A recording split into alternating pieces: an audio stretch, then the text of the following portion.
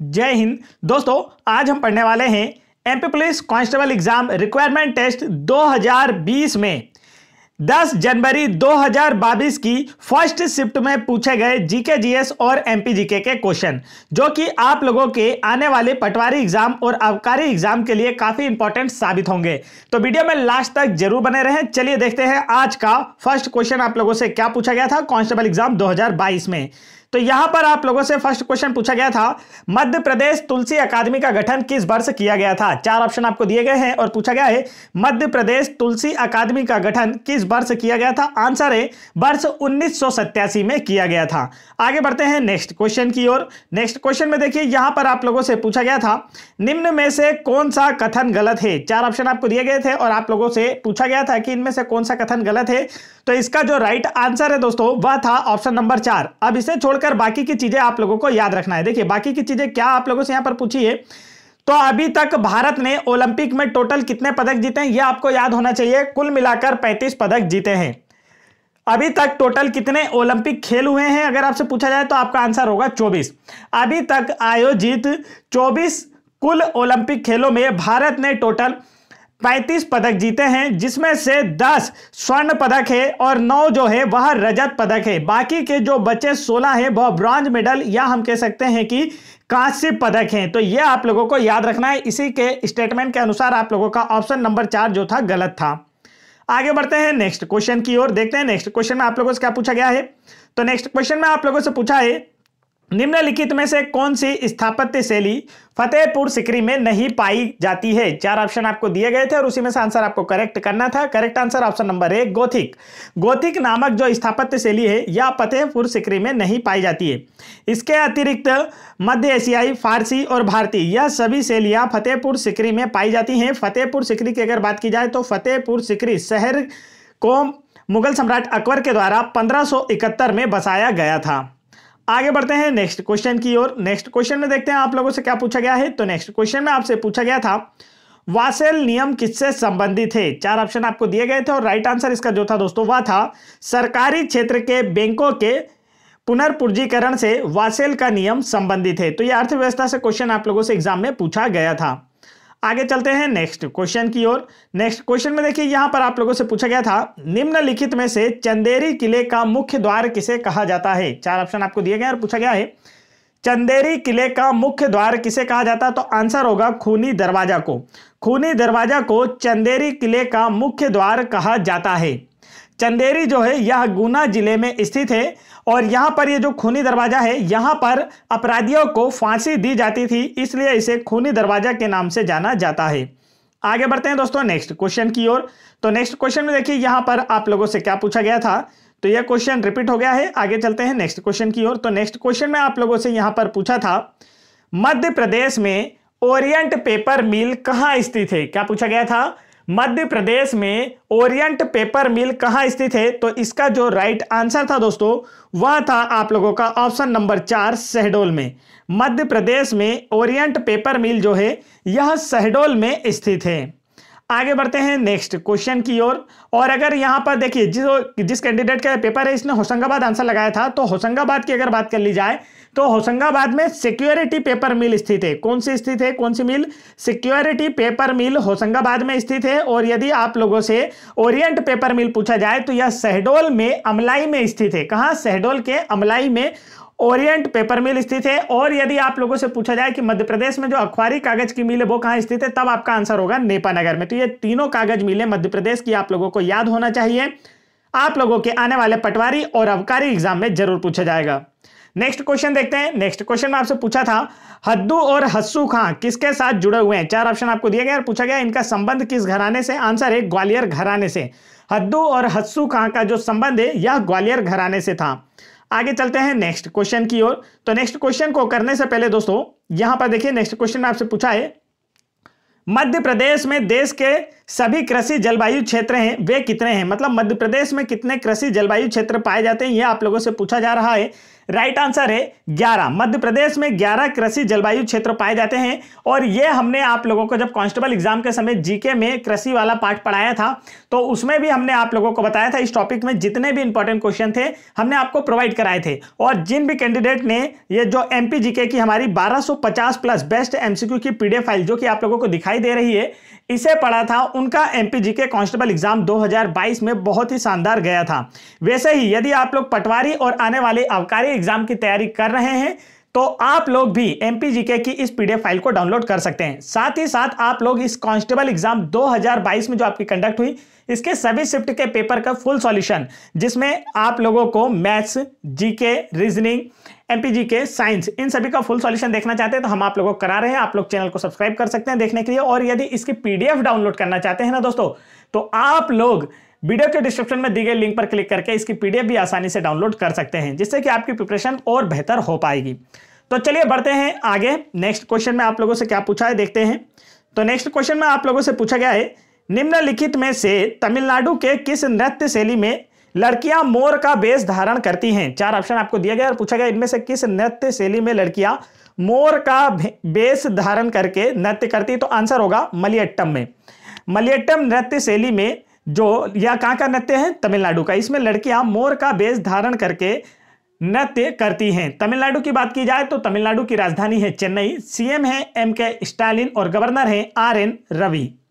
आगे बढ़ते हैं दोस्तों नेक्स्ट क्वेश्चन की ओर। दोस्तों यदि आप लोग एमपी गवर्नमेंट के किसी भी एग्जाम्स के प्रीवियस ईयर पेपर जैसे कांस्टेबल एग्जाम 2016-2017, एसआई एग्जाम 2016-2017, पटवारी एग्जाम 2017 और फॉरेस्ट एग्जाम 2017, जेल प्रहरी एग्जाम 2018, इन सभी के प्रीवियस ईयर पेपर के फुल सॉल्यूशन देखना चाहते हैं तो आप लोग चैनल की प्लेलिस्ट चेक कर सकते हैं, जहां पर आप लोगों को इनका फुल सॉल्यूशन देखने को मिलेगा, जिससे आने वाले एमपी गवर्नमेंट के सभी एग्जाम्स की प्रिपरेशन आप बेहतर से कर पाएंगे।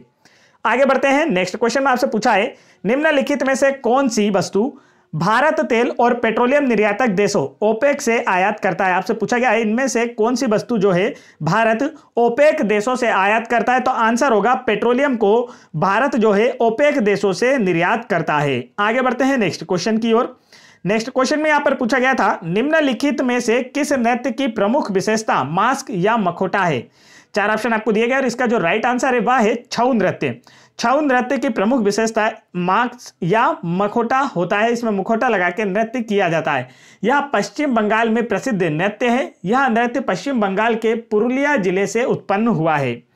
आगे बढ़ते हैं नेक्स्ट क्वेश्चन की ओर। नेक्स्ट क्वेश्चन में देखते हैं आप लोगों से क्या पूछा गया था। तो यहां पर आपसे पूछा गया था, कॉमनवेल्थ गेम्स में पहला स्वर्ण पदक जीतने वाले खिलाड़ी कौन है। 4 ऑप्शन आपको दिए गए और पूछा गया है कॉमनवेल्थ गेम्स में स्वर्ण पदक जीतने वाले पहले खिलाड़ी कौन है, तो आंसर होगा मिल्खा सिंह कॉमनवेल्थ गेम्स में स्वर्ण पदक जीतने वाले पहले खिलाड़ी थे। आगे बढ़ते हैं नेक्स्ट क्वेश्चन की ओर। तो यहां पर आप लोग देखेंगे क्या पूछा गया था। नेक्स्ट क्वेश्चन में आपसे पूछा है, निम्नलिखित में से कौन सा हर्षवर्धन के राज्य का हिस्सा नहीं था। 4 ऑप्शन आपको दिए गए हैं और आपसे पूछा गया इनमें से कौन सा हर्षवर्धन के राज्य का हिस्सा नहीं था, तो इसका जो राइट आंसर है दोस्तों वह क्या होगा। करेक्ट आंसर है पश्चिमी पंजाब। इसके अतिरिक्त पूर्वी पंजाब, मगध, बंगाल, यह सभी क्या है हर्षवर्धन के राज्य के हिस्से थे। हर्षवर्धन से एक क्वेश्चन आपसे और पूछा जाता है कि हर्षवर्धन को किसने पराजित किया था, तो आपका आंसर होगा पुलकेशिन द्वितीय ने नर्मदा नदी के तट पर हर्षवर्धन को पराजित किया था। आगे बढ़ते हैं नेक्स्ट क्वेश्चन की ओर।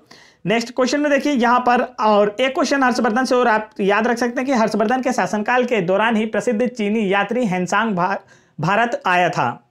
नेक्स्ट क्वेश्चन देखिए यहां पर आप लोगों से क्या पूछा है। तो नेक्स्ट क्वेश्चन में आप लोगों से पूछा गया है, मध्य प्रदेश के किस जिले को ऊर्जाचल के नाम से भी जाना जाता है। मध्य प्रदेश के किस जिले को ऊर्जाचल के नाम से भी जाना जाता है, तो इसका जो राइट आंसर है वह है सिंगरौली जिले को। सिंगरौली मध्य प्रदेश का सबसे पूर्वी जिला है।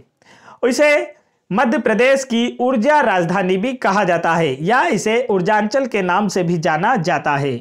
आगे बढ़ते हैं नेक्स्ट क्वेश्चन की ओर। नेक्स्ट क्वेश्चन में देखते हैं दोस्तों आप लोगों से क्या पूछा था। तो नेक्स्ट क्वेश्चन में पूछा गया था, दिल्ली मुंबई औद्योगिक गलियारा कहां से नहीं गुजरेगा। 4 ऑप्शन आपको दिए गए और पूछा गया दिल्ली मुंबई औद्योगिक गलियारा निम्न में से कहां से नहीं गुजरेगा, तो आंसर है भिंड से नहीं गुजरेगा। इसके अतिरिक्त दिल्ली मुंबई जो औद्योगिक गलियारा है नीमच, बड़वानी, रतलाम, इन सभी जगहों से होकर गुजरेगा मध्य प्रदेश के जिलों में से।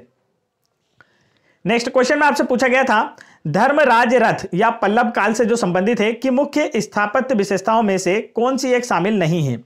तो इसका जो राइट आंसर है देखिए दोस्तों वह क्या होने वाला था, तो यहां पर आपको राइट आंसर दिखाई दे रहा है, लेकिन इसके बारे में हम जान लेते हैं कि धर्मराज रथ जो कि पल्लव वंश से संबंधित है यह क्या है। तो देखिए धर्मराज रथ एक जो है अखंड संरचना है, इसका आधार जो है वर्गाकार है, लेकिन इसकी जो मीनार है वो कैसी है, पिरामिड नुमा, और रथ को भव्य मूर्तियों से सजाया गया है। धर्मराज रथ ये जो है किससे संबंधित है, पल्लव वंश से संबंधित है। तो टावर में 5 स्तरों और शिखरों के शीर्ष पर एक बड़ा स्तूप है, यह गलत था और यही हमें सेलेक्ट करना था। आगे बढ़ते हैं नेक्स्ट क्वेश्चन की ओर। नेक्स्ट क्वेश्चन में आप लोगों से पूछा गया है सिंहस्थ मध्य प्रदेश में प्रत्येक कितने वर्षों के चक्र में आयोजित किया जाता है।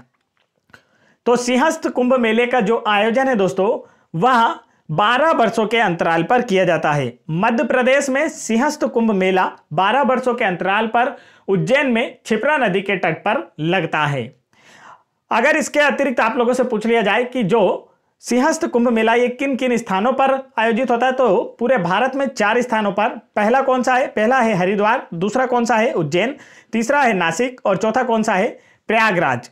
इन चारों ही स्थानों पर क्या होता है, कुंभ मेले का आयोजन किया जाता है और कुंभ मेला जो है यह मध्य प्रदेश का सबसे बड़ा मेला है।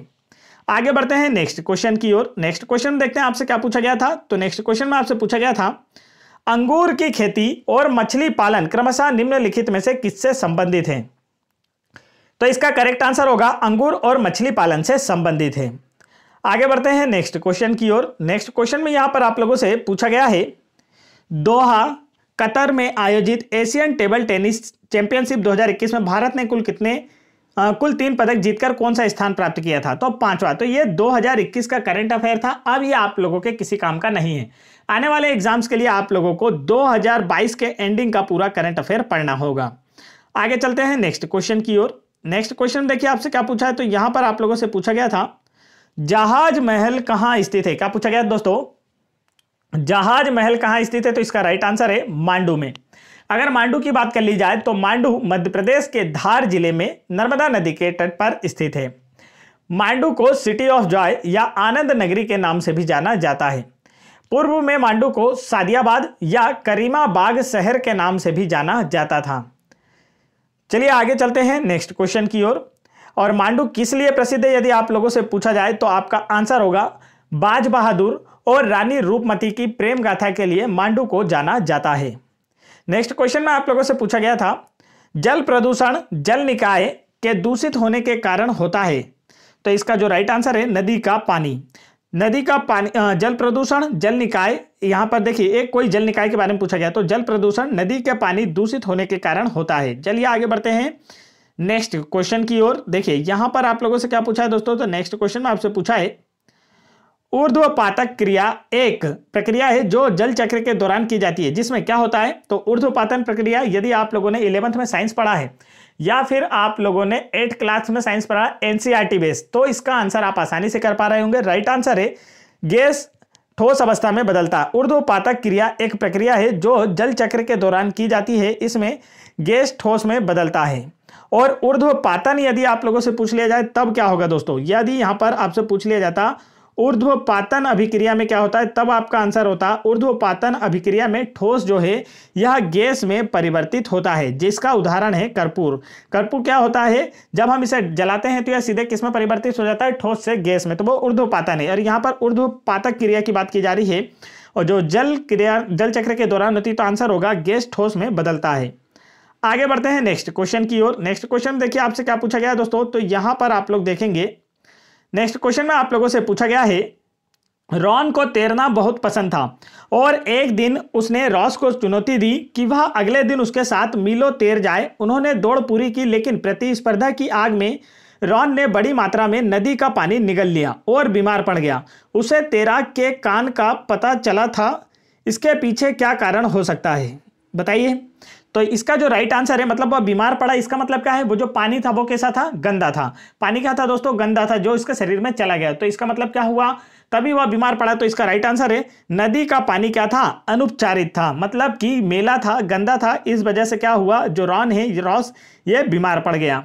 आगे बढ़ते हैं नेक्स्ट क्वेश्चन की ओर। नेक्स्ट क्वेश्चन में आपसे पूछा गया है निम्नलिखित में से किसे पादप जानवर कहा जाता है? 4 ऑप्शन आपको दिए गए हैं और आपसे पूछा गया है इनमें से ऐसा कौन सा जीव है जिसे पादप जानवर कहा जाता है, मतलब जो पादप पो में जानवर हो, मतलब पादप और जानवर दोनों के बीच की कड़ी हो। तो आंसर होगा यूग्लिना जो होती है यह पादप और जानवरों के बीच की कड़ी होती है।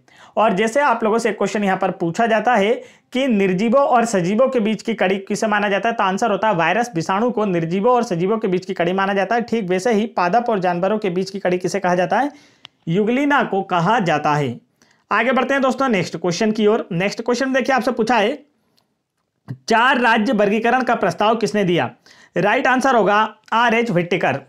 4 राज्य वर्गीकरण या हम किसे कह सकते हैं 4 जो संघ वर्गीकरण का सिद्धांत है वो किसके द्वारा दिया गया था? तो आंसर होगा R.H. व्हिटेकर के द्वारा यह सिद्धांत दिया गया था।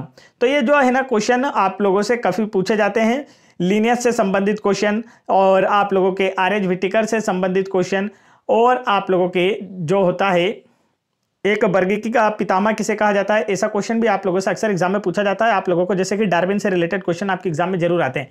तो यह आप लोगों को काफी अच्छे से याद होना चाहिए। आगे बढ़ते हैं नेक्स्ट क्वेश्चन की ओर। नेक्स्ट क्वेश्चन में आपसे पूछा है खालिस्तान झरझरा काला और कोयले का सबसे शुद्ध रूप है। तो आपको 4 ऑप्शन दिए गए थे और पूछा गया था इनमें से कोयले का जो सबसे शुद्ध रूप है वो कौन सा है? तो आंसर है ऑप्शन नंबर 2 कोक जो है दोस्तों, यह झरझरा काला और कोयले का सबसे शुद्धतम रूप है। आगे बढ़ते हैं नेक्स्ट क्वेश्चन की ओर। नेक्स्ट क्वेश्चन में आपसे पूछा है डेंगू रोग किस प्रकार के विषाणु से होता है? 4 ऑप्शन आपको दिए गए और पूछा गया है जो डेंगू रोग है यह किस प्रकार के विषाणु से होता है? तो इसका जो राइट आंसर है वो है किस वायरस से होता है? आंसर होगा फ्लेवी वायरस से। डेंगू रोग जो है दोस्तों ये किससे होता है? तो फ्लेवी वायरस से होता है और यह मच्छरों के द्वारा फैलने वाला एक रोग है, ठीक है, जो कि संक्रामक रोग है, मतलब एक व्यक्ति से दूसरे व्यक्ति में भी यह रोग क्या होता है? फैल जाता है। आगे बढ़ते हैं नेक्स्ट क्वेश्चन की ओर। नेक्स्ट क्वेश्चन में देखिए आपसे क्या पूछा गया था? तो नेक्स्ट क्वेश्चन में आपसे पूछा गया था स्वाइन फ्लू किस वायरस के कारण होता है? तो जीवाणुओं और वायरस मतलब विषाणुओं से होने वाली बीमारियों के बारे में आप लोगों से काफी 2022 में पूछा गया था कांस्टेबल एग्जाम में। तो यहां पर देखिए आपसे पूछा गया था स्वाइन फ्लू किस वायरस के कारण होता है? तो इसका जो राइट आंसर है दोस्तों वह है इन्फ्लुएंजा वायरस, जिसे हम H1N1 के नाम से भी जानते हैं। स्वाइन फ्लू जो रोग है या H1N1 वायरस की वजह से होता है और यह जानलेवा बीमारी है। आगे बढ़ते हैं नेक्स्ट क्वेश्चन की ओर। नेक्स्ट क्वेश्चन में देखते हैं आप लोगों से क्या पूछा गया था। तो नेक्स्ट क्वेश्चन में यहां पर आप लोगों से पूछा था खुद को हाइड्रेट रखने के लिए मनुष्य को औसतन कितने लीटर पानी का सेवन करना चाहिए?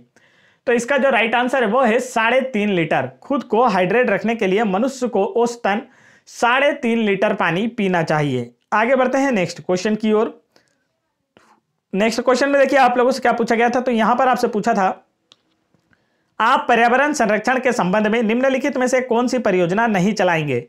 तो यहां पर देखिए गैर नवीकरणीय ईंधन की बचत करें, या तो बिल्कुल सही है भैया। जो गैर नवीकरणीय ईंधन जैसे पेट्रोल इंजन कच्चा तेल है इसका क्या करना होगा? हमें सही से उपयोग करना होगा, नहीं तो ये एक बार क्या होते हैं समाप्त होने के बाद पुनः इनका नवीनीकरण नहीं किया जा सकता।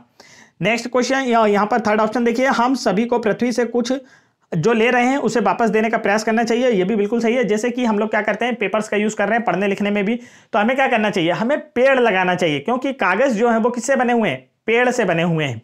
तो हम पृथ्वी से या प्रकृति से कुछ ले रहे हैं तो उसके बदले में हमें उसे कुछ देना भी चाहिए। इसके बाद हम प्रोजेक्ट चला सकते हैं जैसे पानी बचाओ शाकाहारी बनो इत्यादि, ये भी बिल्कुल सही है। और यहाँ पर आपसे जो एक पूछा गया था हमें अधिक हरित ऊर्जा का उपयोग नहीं करना चाहिए, ये गलत है।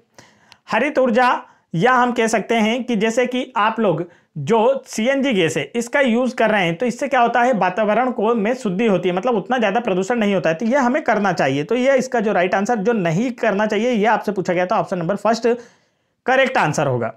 नेक्स्ट क्वेश्चन आपसे पूछा गया है रेबीज रोग के सबसे महत्वपूर्ण लक्षणों में से क्या है? तो इसका जो राइट आंसर है दोस्तों वो है जल आतंक। इसमें क्या होता है? तो जो रेबीज रोग से ग्रसित रोगी होता है उसे पानी से डर लगता है, जल से डर लगता है, इसे क्या कहा जाता है? जल आतंक, या इंग्लिश में हाइड्रोफोबिया कहा जाता है। हाइड्रोफोबिया का मतलब क्या होता है? पानी से डर लगना को हाइड्रोफोबिया कहा जाता है, हिंदी में जल आतंक। और यह किस रोगी को होता है? जो रेबीज का रोगी होता है। आगे बढ़ते हैं नेक्स्ट क्वेश्चन की ओर। नेक्स्ट क्वेश्चन में आपसे पूछा गया है सूक्ष्म छोटे जीव होते हैं जिन्हें खालिस्तान के साथ नहीं देखा जा सकता। तो नग्न आंखों के साथ, मतलब आप सामान्य आंखों के साथ जिन सूक्ष्म जीवों को नहीं देख सकते उन्हें सूक्ष्म जीव कहा जाता है। आगे बढ़ते हैं नेक्स्ट क्वेश्चन की ओर। तो नेक्स्ट क्वेश्चन में आप लोग देखेंगे दोस्तों, यहां पर आप लोगों से क्या पूछा गया था। नेक्स्ट क्वेश्चन में पूछा इनमें से कौन एक खाद्य फसल नहीं है। मूंगफली, सब्जी, धान, गेहूं खाद्य फसल की बात की जा रही नहीं है, तो आंसर होगा ऑप्शन नंबर फर्स्ट, मूंगफली जो है दोस्तों यह एक खाद्य फसल नहीं है। खाद्य का मतलब क्या है, जिसे आप खा सकते हैं। देखिए मूंगफली खा सकते हैं, लेकिन मूंगफली का मूल रूप जो है वो किस लिए किया जाता है उपयोग, तो तिलहनी के लिए, इससे तेल प्राप्त करने के लिए। तो मूंगफली, सोयाबीन और सरसों ये सभी कैसी फसलें हैं। सूरजमुखी तो का जो फूल होता है उसमें आपने देखा होगा, तो ये कैसी फसलें हैं, यह सभी तिलहनी फसलें हैं। इनसे क्या प्राप्त किया जाता है, तेल प्राप्त किया जाता है। तो यहां पर जो मूंगफली है यह तिलहनी फसल का उदाहरण है, बाकी अन्य सभी खाद्य फसल के उदाहरण हैं। नेक्स्ट क्वेश्चन में आप लोगों से पूछा गया था संक्रमण के तरीके और फंगल रोगों के खिलाफ निवारक उपायों के बारे में कौन सा अजीब है। पहला, बीजाणु हवा, पानी और मिट्टी द्वारा संचरित किए जा सकते हैं। फिर दूसरा, फंगल संक्रमण ज्यादातर बीजाणुओं के माध्यम से फैलता है। और इसके बाद यहां पर आपको दिया है फंगल संक्रमण विभिन्न प्रकार की कवक प्रजातियों के कारण होता है। तो फंगल शब्द में ही क्या छुपा है, कवक छुपा है। फंगस यानी क्या होता है दोस्तों, कवक होता है, फंगी यानी कवक होता है। तो यहां पर फंगल शब्द में कवक छुपा हुआ है। तो यहां पर जो राइट आंसर वो क्या है, संक्रमण व्यक्ति के सीधे संपर्क में आने से नहीं फैल सकता। तो ये फैल सकता है, ठीक है। जीवाणुओं के द्वारा जो बीमारी होती है, देखिए यहां पर ये जो बीजाणु आपको दिया है ना, ये क्या है, वास्तव में जीवाणु है। यहां पर आप व्यापक के द्वारा, मतलब आप कहें कि टाइपराइटर के द्वारा थोड़ी सी मिस्टेक हुई, बीजाणुओं की जगह जीवाणु होना था। ये जो फंगल इन्फेक्शन होते हैं ये ज्यादातर जीवाणुओं के कारण होते हैं। तो चलिए आगे चलते हैं नेक्स्ट क्वेश्चन की ओर। नेक्स्ट क्वेश्चन में देखेंगे आप लोग यहां पर क्या पूछा है। तो नेक्स्ट क्वेश्चन में आपसे पूछा है निम्नलिखित में से कौन एक बीज पत्री पौधों की विशेषता नहीं है। तो इसका जो राइट आंसर है दोस्तों वह है चौड़ी और विस्तृत पत्तियां। एक बीज पत्रियों की अगर विशेषता पूछी जाए तो 3 के समूह में पुष्प भाग होते हैं, लंबी और संकीर्ण पत्तियां होती हैं, बीज पत्र पोषण प्रदान करते हैं। एक बीज पत्री और द्विबीज पत्री, कैसे इनके बीच के आप निकालेंगे अंतर। तो देखिए यदि आप लोगों ने चावल देखा है, गेहूं देखा है, तो ये क्या है, एक बीज पत्री है। ऐसे मतलब पौधे जिनके बीजों के हम 2 भाग नहीं कर सकते, जैसे कि ना तो गेहूं के 2 भाग किए जा सकते हैं और ना ही चावल के 2 भाग किए जाते हैं। तो ये क्या है, एक बीज पत्री। एक बीज पत्रियों की जो जड़ें होती हैं वो रेशेदार होती है। आपने गेहूं और चावल की अगर जड़ें देखी हैं तो वो कैसी होती हैं, रेशेदार होती है। इनमें कोई भी एक मुख्य जड़ नहीं होती है। लेकिन द्विबीजपत्री की अगर बात कर ली जाए दोस्तों, तो द्विबीजपत्रियों में क्या होता है, इनके बीजों को हम 2 बराबर भागों में बांट सकते हैं, जैसे कि चना, अरहर, सोयाबीन, और आप और भी बाकी सारे उदाहरण ले सकते हैं। देखिए चने के भी हम 2 बराबर भाग कर सकते हैं, 2 दाल में बांट सकते हैं उसे, ठीक है। और एक सोयाबीन को भी हम 2 बराबर भागों में बांट सकते हैं। तो ऐसे पौधे जिनमें एक मुख्य जड़ पाई जाती है उन्हें क्या कहा जाता है, द्विबीजपत्री कहा जाता है। तो यह आपको अच्छे से याद रखना है। तो यहां पर इनके बारे में पूछा गया था, इसके पत्तियों की विशेषता नहीं है, तो चौड़ी और विस्तृत पत्तियां नहीं होती हैं एक बीज पत्री में। तो ये था दोस्तों आज का हमारा पूरा पेपर, हमने आपको सॉल्व कराया। वीडियो पसंद आए तो वीडियो को लाइक कीजिए, और ऐसे ही एमपी पुलिस कांस्टेबल एग्जाम 2022 की सभी शिफ्टों का फुल एनालिसिस देखने के लिए आप चैनल को सब्सक्राइब कर लीजिए। साथ ही साथ आप लोगों को जितनी भी पीडीएफ फाइल आपको दिखाई दे रही है, इन सभी को डाउनलोड करने के लिए आप गूगल पर दबंग क्लासेस इंस्टा मोजो ये सर्च करेंगे। क्या सर्च करेंगे दोस्तों, दबंग क्लासेस इंस्टा मोजो सर्च करेंगे, और हमारे जितनी भी पीडीएफ है उन सभी को आसानी से डाउनलोड कर पाएंगे। इंस्टा मोजो, इन सभी पीडीएफ को आप आसानी से डाउनलोड करना चाहते हैं तो इस पेज पर जाकर सारी की सारी पीडीएफ प्राप्त कर सकते हैं, और जिससे आपकी एमपी गवर्नमेंट के आने वाले किसी भी एग्जाम्स की बेहतरीन प्रिपरेशन हो पाएगी, और आप लोगों का भी पटवारी और अबकारी जैसे एग्जाम्स में सिलेक्शन हो पाएगा। तो फटाफट वीडियो को लाइक करके चैनल को जरूर सब्सक्राइब कर लें। जय हिंद दोस्तों।